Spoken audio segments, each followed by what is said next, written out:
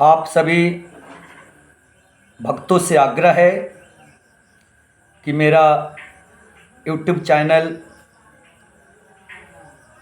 जितेंद्र शर्मा को सब्सक्राइब करें, लाइक करें।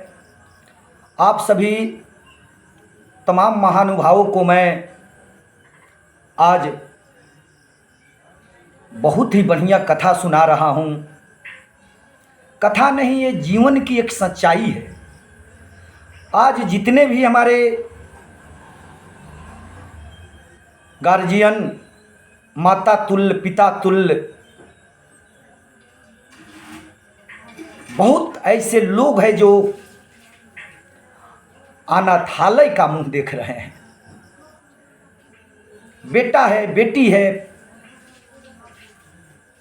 पतोहू है, आखिर कारण क्या है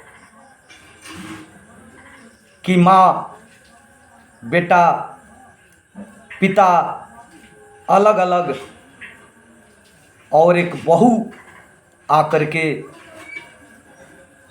माँ को, पिता को बहुत बड़ी दुर्दशा के तरफ ले जा रही है।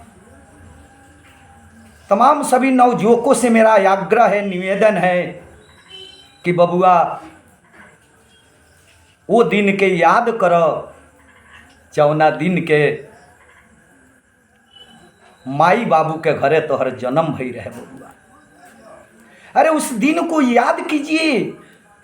आप भी पिता बनिएगा, आपका भी पुत्र होगा, लेकिन माँ कितनी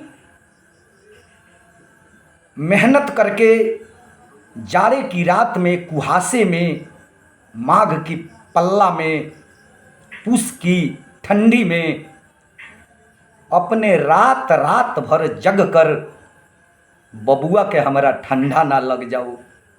रात भर माँ गुदरा बदली, जाजिम बदली, अपने आंचल में छुपाई कि बाबू के कहीं ठंडा मत लग जाओ। और पोस पाल कर हमें और आपको पढ़ा लिखा कर बहुत बड़ी की। लेकिन बड़ा होने के बाद हम या तो कोई बिजनेस करते हैं, काम करते हैं, मजदूरी करते हैं, या बहुत बड़ा नौकरी करते हैं। माँ बाप का ख्वाहिश होता है कि सुंदर दुल्हन मिले और ब्याह भी हो जाता है। माँ पिता का ख्वाहिश होता है कि मेरा बेटा बहुत बड़ा विद्या ग्रहण करके ग्रेजुएशन कर गया, एमए कर गया, पीएचडी कर गया, नौकरी कर गया, तो मेरे बेटा का बहू एक सुंदर और पढ़ी लिखी हो। और माँ और पिता अपने ख्वाहिश को, बेटे के ख्वाहिश को पूरा करने के लिए एक नहीं 12 दुल्हन को देखते हैं और देखने के बाद सुंदर पढ़ी लिखी दुल्हन से शादी कर दी। शादी करने के बाद पत्नी घर में आती है, कुछ दिन बीतता है।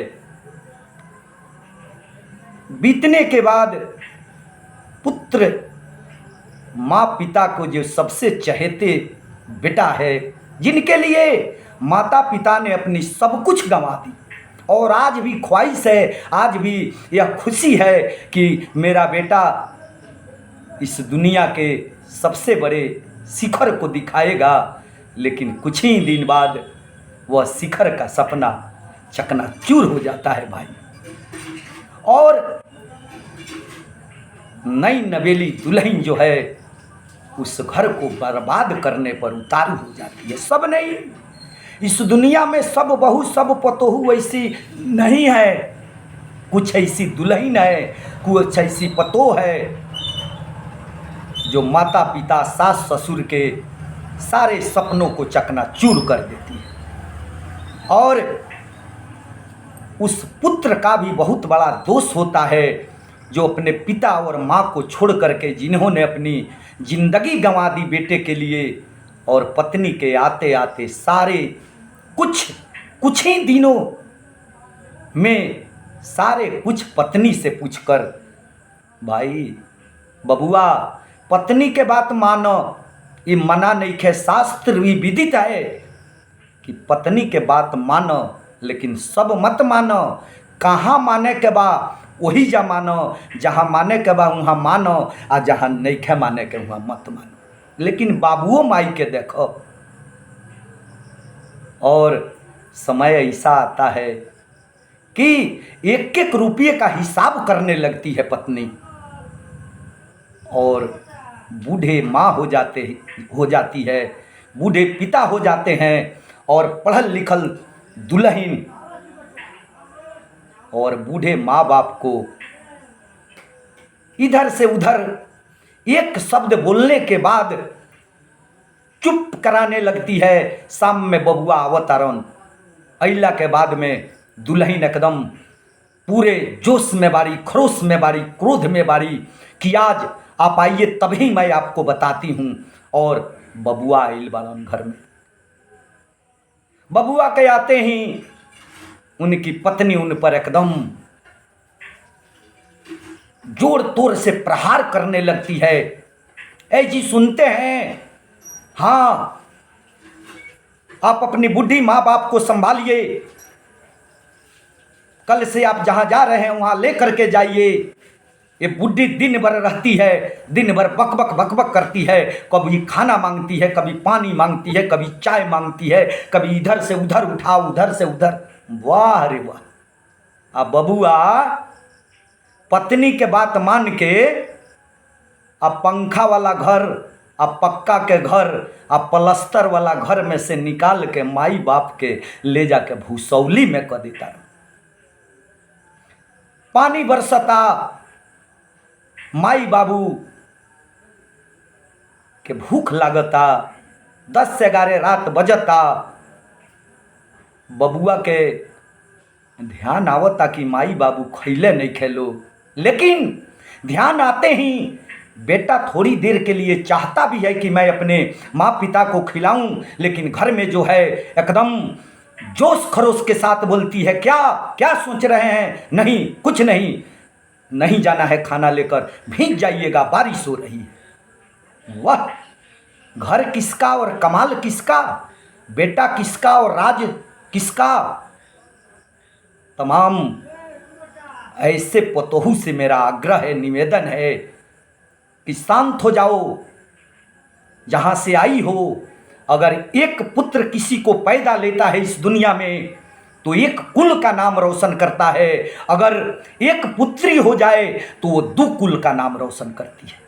लेकिन ऐसे पतोहू से मेरा आग्रह है कि तुम जहाँ से आई है, आप जहाँ से आई है, अरे अपने आप पर देखो। तुम्हारे चर्चा पूरे गांव के अंदर होता है कि दुल्हन बहुत बढ़िया है और दुल्हन बड़ी खराब है। माता पिता के नाम को रोशन करना चाहती हो, अपने पति के नाम को रोशन करना चाहती हो, अपने घर दरबार को संभालना चाहती हो, तो तुम संभल जाओ। आपसे आग्रह है, निवेदन है। तो ऐसी बात नहीं है, ये शास्त्र में लिखा हुआ है, और बड़े बड़े हमारे गुरुजन और बड़े बड़े ऋषि मुनि इस चीज़ को बताते हैं कि जस करनी तस भोग ही पावा। आपको भी पुत्र होगा, आपको भी पुत्री होगी। जो